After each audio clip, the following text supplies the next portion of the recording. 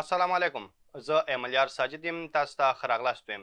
دا د اډوب افټر افیکټ څلورمه ویډیو ده او په دې ویډیو کې به موږ او تاسې پر امپورټ باندې کار کوو چې څنګه کولی شو اډوب افټر افیکټ کې خپلې ویډیوګانې عکسونه او هر هغه څه چې موږ پرې ایډیټ کول غواړو هغه دلته امپورټ کړو او یې راولو تر څو پرې کار وکړو.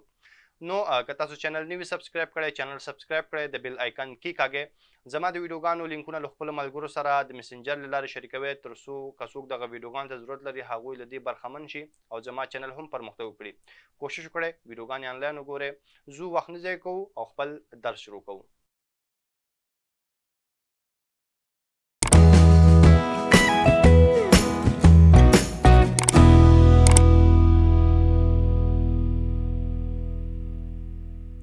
راځو اډوب افټر افیکټ به خلاص کړئ.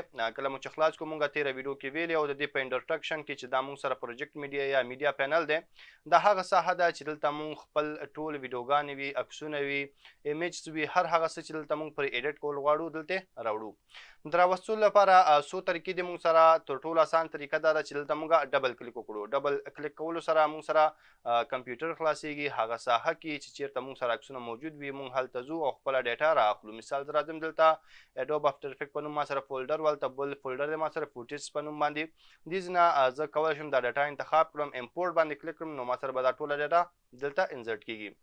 او یا هم کولی شو همدلته رایټ کلیک کړو دلته راشو موږ سره امپورټ ته او فایلز ته راشو. دې ځنه هم موږ کولی شو خپله ټوله ډیټا انتخاب کړو امپورټ باندې کلیک کړو نو موږ سره به دلته امپورټ کیږي. بله طریقه موږ سره دا ده چې فایل ته راشو فایل کې دلته راشو امپورټ ته او امپورټ وبخښئ امپورټ ته به راشو امپورټ کې به فایل ته بیا هم راشو دلته به ټوله ډیټا راواخلو امپورټ به کړو. خو تر ټولو اسانه یا هغه طریقه چې بعضې وخت ډېر استعمالیږي ډرګ اینډ ډراپ دی چې خپله ټوله ډیټا دلته راواخلو انتخاب یې کړو او له دې ځینې په موس باندې راواخلو افټر افیکټ یې راولو او دلته ډراپ کړو. کله چې ډراپ کړو زموږ هغه ټوله ډیټا دلته راځي او امپورټ کیږي. دلته که تاسې وګورئ ما سره څو ویډیوګانې دي او همدا ډول یو ما سره د فوټوشاپ فایل دی. د اډوب د کمپنۍ چې کوڅونه پروډکټس دي د هغوی ښه والی همدا ده چې یو بل سره ډېر په ښه طریقې سره کار کوي. که چېرته تاسې یو ډیزاین فوټوشاپ کې کړی وي دلته راولئ نو تاسې کولی شئ له هغه څخه هماغسې کار واخلئ لکه تاسو چې فوټوشاپ کې ترې کار اخلئ. تر ټولو ښه خوبي دا ده چې کله بیا تاسو فوټوشاپ کې تغیرات راولئ هغه تغیرات ټول دغلته راځي. همدا ډول که تاسو السټریټر کې هم کار کړی وي کوم ډیزاین مو کړی وي غواړئ چې په خپلو ویډیوګانو کې ترې کار واخلئ کولی شئ په ډېرې اسانۍ سره هماغه د السټریټر فایل راواخلئ او دلته امپورټ کړئ چې وروسته بیا تاسې کولی شئ له هغه څخه په هماغه ډول کار واخلئ لکه تاسو چې السټریټر کې اخلئ او بیا چې کله تاسې السټریټر کې څه تغیرات راولئ هغه فایل کې نو هغه خپل اتومات دغلته اپډیټ کیږي. نو تاسې ګورئ دلته ما سره یو فوټوشاپ فایل دی او باقي ما سره نور درې ویډیوګانې دي. موږ کمپوزیشن کومه ویډیو چې و هغه کې موږ ویلي وو چې دلته موږ سره دوه بخشونه دي یو نیو کمپوزیشن دی او بل موږ سره نیو کمپوزیشن فرام فوټیج دی. یعنی چې موږ ویلي وو کوم فوټیج چې غواړو د هغه به په کتلو سره کمپوزیشن جوړ کړو نو له دې نه استفاده کوو. نو نن تاسو ته زه ښیم مثال دلته ما سره یوه ویډیو ده زه غواړم چې همدغه ویډیو ته پر کتلو سره ما ته دلته کمپوزیشن جوړ شي زه پکې کار وکړم نو زه به دا رااخلم موز باندې دلته راځم موږ ویلي چې له دې لارې نه موږ کولی شو کمپوزیشن جوړ کړو. نو په دې باندې ډراپ کوم کله چې ډراپ کوم ما سره کومه ویډیو چې ده هغه دلته انزرټ کیږي. تاسې ګورئ دلته موږ سره هغه ویډیو شو کیږي.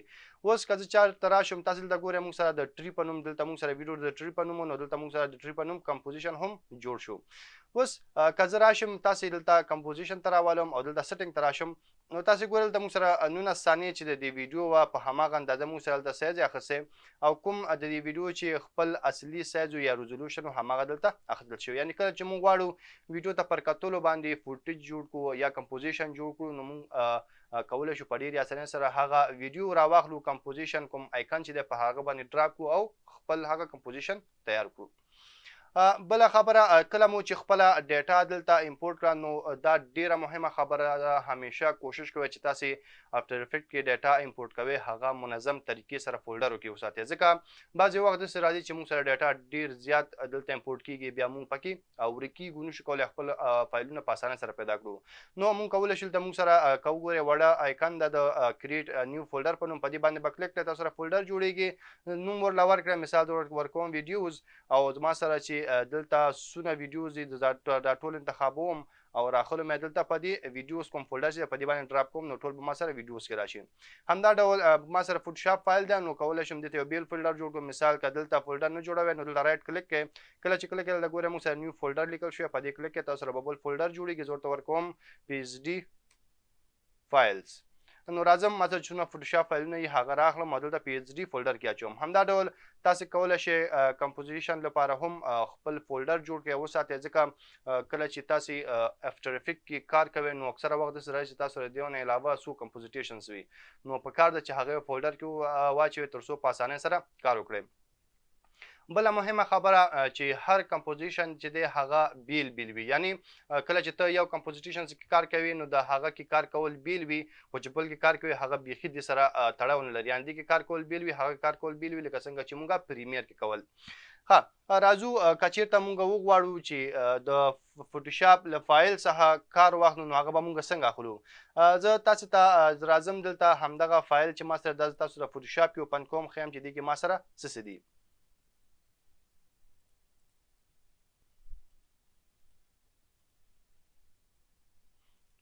نو دا هغه فوټوشاپ فایل دی چې ما سره موجود دی او له دې نه مونږ کولی شو په افټر افیکټ کې هم کار واخلو. دلته تاسې ګورئ مونږ سره مختلف فولډر دي، فولډر کې بیا مختلف لیرز دي مونږ سره.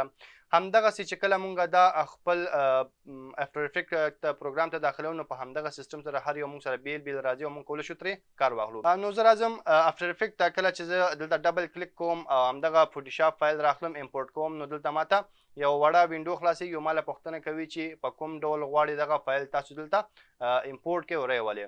نو دلته موږ سره څو اپشن دي. یو فوټیج دی، که چېرته تاسې فوټیج انتخاب کړئ نو دغه کوم ډیزاین چې تاسې کړی دا تاسو سره د یو عکس په شکل کې امپورټ کېږي او تاسو پکې ګوتې نشئ وهلی، نو هغه ستاسو خوښه ده. که عکس غواړئ او که غواړئ چې پکې کار وکړئ نو تاسو کولی شئ کمپوزیټیشن او یا هم کمپوزیټیشن ریټین لیر سیز انتخاب کړئ. دې دوو کې فرق دی. همیشه چې تاسې کوم فایلونه دلته امپورټ کوئ د فوټوشاپ نو همیشه کوشش کوئ چې دریم کوم اپشن دی دا انتخاب کړئ، ریټین لیر سایز دا انتخابوئ. زه اوس تاسو له فرق ښیم. زه راځم مثال لومړی چې کوم دی کمپوزیشن باندې کلیک کوم او دلته اوکې باندې کلیک کوم نو زما دغه کوم د فوټوشاپ فایل چې دا به دلته ما سره بیل کمپوزیشن جوړ شي، په دې ډبل کلیک نو دا به ما سره دلته راشي. اوس هر یو کولی شم په بیل بیل ډول کار ترې واخلم. زه دا خپل کمپوزیشن لږ ځله وړوکی کوم. ګوره زه چې کله د دې یوه برخه راخلم تاسې ګورئ چې څونه وړه برخه ده دغه هلته وړوکی عنوان لیکل شوي او تاسې ګورئ چې پوره سکرین نیولی دی. دا ځکه چې موږ هلته صرف کمپوزیشن انتخاب کړو. که چېرې زه راشم ډبل کلیک وکړم همدغه فایل راواخلم امپورټ یې کړم او دلته ورته زه کمپوزیشن ریټین لیر سیز انتخاب کړم، اوکې باندې کلیک کړم نو دلته موږ سره یو بل جوړ شو. په دې ډبل کلیک کوم. اوس چې ګورو څومره چې زموږ د کارډ سټایل دی په هماغه سټایل به موږ سره دغه سایزونه هم وي، یعنې اضافه سایز به موږ سره نه راځي. مثال ګوره دغه لیکل دی نو دغه لیکل دي نو تاسو ګورئ موږ سره په کوم لیکل چې دی په هماغه اندازه به موږ سره د دې سایز هم وي. لکه دا وګورئ مخکې چې موږ دلته کوم یو راخیستی و تاسو د زه هغه ښیم، دا وګورئ په څونه چې د دې سایز دی د لیکل په هماغه اندازه دی هم ساحه نیولې. خو چېرته موږ راشو د لومړني ته نو تاسې ګوره چې هغه لیکل څونه ځای نیولی. ګورئ تاسې دې لیکل څونه ځای نیولی، دا لیکل چې ما دې نه راخیستی دا څونه ځای نیولی. نو همیشه چې تاسې السټریټر فایل وي یا فوټوشاپ فایل وي هغه افټر افیکټ ته امپورټ کوئ نو خامخا دغه دریم اپشن چې کوم یو دا ورته انتخابوئ، له هغه نه وروسته اوکې باندې کلیک کړئ ستاسو فایل به دلته امپورټ شي او بیا تاسو کولی شئ له هغه څخه په ښه طریقې سره کار واخلئ او په خپل ویډیو کې ترې ګټه واخلئ.